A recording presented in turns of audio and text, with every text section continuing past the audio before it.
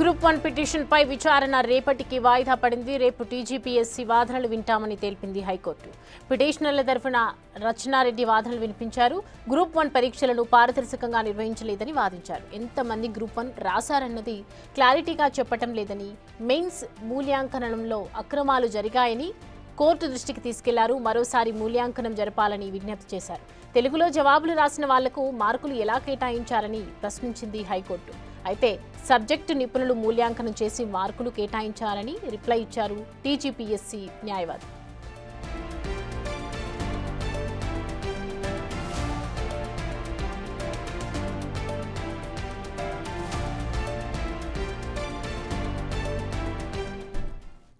ఈ అంశానికి సంబంధించి పూర్తి డీటెయిల్స్ అందించడానికి మా ప్రతినిధి రానా జాయిన్ అవుతున్నారు లైవ్ లో. రానా, టీజీపీఎస్సీకి సంబంధించి వాదనలు విన్న తర్వాత అసలు వాదనలు ఏమి అంశాలు వెల్లడించారు? దాదాపు 2.5 గంటల పాటు పిటిషనర్ తరపున రచనారెడ్డి తమ వాదనలను వినిపించారు. ఆ వాదనలో ఆమె మెయిన్ బయోమెట్రిక్ విధానం పైన ఆమె కొన్ని క్వశ్చన్స్ను రేవ్ చేసింది. దాంతోపాటు ఈ మూల్యాంకనం కూడా చాలా వరకు తప్పుడు తడకలుగా ఉన్నాయంటూ కూడా కొన్ని క్వశ్చన్స్ అనేది రేజ్ చేసినప్పుడు నేపథ్యం కాబట్టి దాంతోపాటు కొన్ని నెంబర్స్ అనేది విషయంలో ఏదైతే మెయిన్స్ కానీ అలాగే ప్రిలిమినరీ కానీ హాజరైనటువంటి విద్యార్థుల యొక్క సంఖ్యలో కూడా చాలా వరకు మాకు డౌట్స్ ఉన్నాయంటూ కూడా కొన్ని క్వశ్చన్స్ అనేది రైజ్ చేసినప్పుడు నేపథ్యం కాబట్టి దాంతోపాటు కోటి ఉమెన్స్ కాలేజ్ చాకలి ఐలమ్మ యూనివర్సిటీ ఏదైతుందో ఆ యూనివర్సిటీలో కేవలం మహిళలకు మాత్రమే అక్కడ పరీక్షకు రాయడానికి అనుమతి ఇవ్వాలంటూ కూడా వాళ్ళు అప్పుడు నోటీస్ ఇచ్చారు. దాని తర్వాత దానికి తగ్గట్టుగానే అక్కడ వారు కేటాయించారు. దాంట్లో పురుషులు కూడా దాంట్లో వారు ఎగ్జామ్ రాశారు. దాంతోపాటు ఆ మహిళలకు మాత్రమే అక్కడ కేటాయించారు కాబట్టి ఇటు టాయిలెట్స్ కానీ అంతా కూడా పురుషులు వారికి ఎట్లా వాళ్ళు చేశారు ఏందనే దానిపై కూడా కొన్ని క్వశ్చన్స్ అయితే ఆమె రేజ్ చేసినప్పుడు నేపథ్యం అయితే కనపడుతుంది. చాలా వరకు కూడా ముఖ్యంగా బయోమెట్రిక్ ఎగ్జామ్ స్టార్ట్ కాకముందే 1 అవర్ ముందు అందరినీ కూడా లోపలికి పిలుస్తారు కాబట్టి లోపలికి వెళ్ళిపోతారు కాబట్టి దాదాపు అరగంటకు ముందే కూడా గేట్స్ అన్ని కూడా క్లోజ్ చేశారు.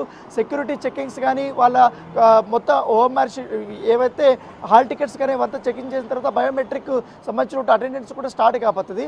సో ఈ మెయిన్స్కి వచ్చే విషయానికి వస్తే మాత్రం బయోమెట్రిక్ విధానంలో అటెండెన్స్ ఎంతవరకు వచ్చిందని కూడా చాలా వరకు సమయం తీసుకున్నారు.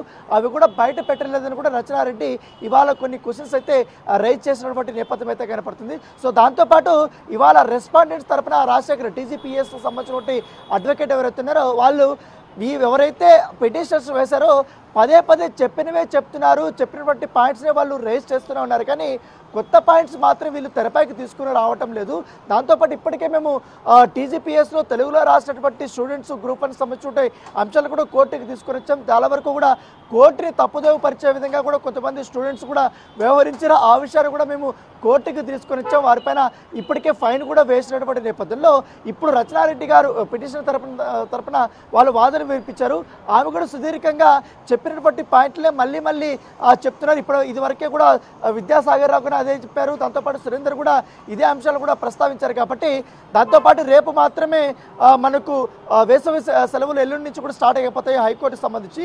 సో ఈ కేసు ఎంత తొందరగా అంటే అంత తొందరగా ఇది విని మొత్తం తుది తీర్పు ఇవ్వాలని కూడా వాళ్ళు చెప్పారు. దాంతోపాటు ఇప్పుడు పిటిషనర్ ఎంతవరకు కూడా సమయం వారు కేటాయించుకున్నారో తమ వాదన వినిపించుకోవడానికి రెస్పాండెంట్స్ నుంచి కూడా మేము రిప్లై ఇవ్వాలి కాబట్టి దానికంటే సమయం మాకు కూడా కేటాయించాలన్న దానిపై కూడా ఈరోజు రాజశేఖర్ తన వాదనలో వినిపించిన నేపథ్యం కనపడుతుంది. దాంతోపాటు రేపు ఇవాళ దాదాపు 2.5 గంటల పాటు ఆమె వినిపించింది. ఇంకా మరి రేపు కూడా నాకు ఒక అరగంట పైన కూడా సమయం కావాలని కూడా జస్టిస్ని కోరడం జరిగింది. సో ఈ నేపథ్యంలో అందరి వాదన విన్న తర్వాత రేపు తుది నిర్ణయం తీసుకుంటారని కూడా చెప్పడం జరిగింది. సో రేపు మళ్ళీ రచనారెడ్డి వినిపించబోతున్నారు, సురేందర్ వినిపించబోతున్నారు, విద్యాసాగర్ వినిపించబోతున్నారు తమ వాదనలు. వారికి అందరికీ కూడా ఇటు టీజీపీఎస్ నుంచి కూడా రాజశేఖర్ తమ వాదనలు వినిపించాల్సిన అవసరం ఉంది. సమయం ఏమో రేపు తప్పక ఉంది అన్నటువంటి నేపథ్యంలో ఎందుకంటే ఎల్లుండి నుంచి కూడా హైకోర్టుకి వేసవి సెలవులు start కాపోతాయి.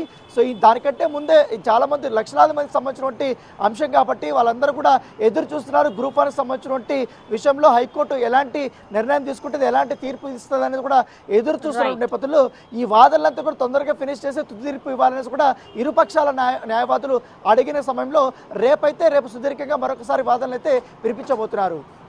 Right Rana, thanks for the updates.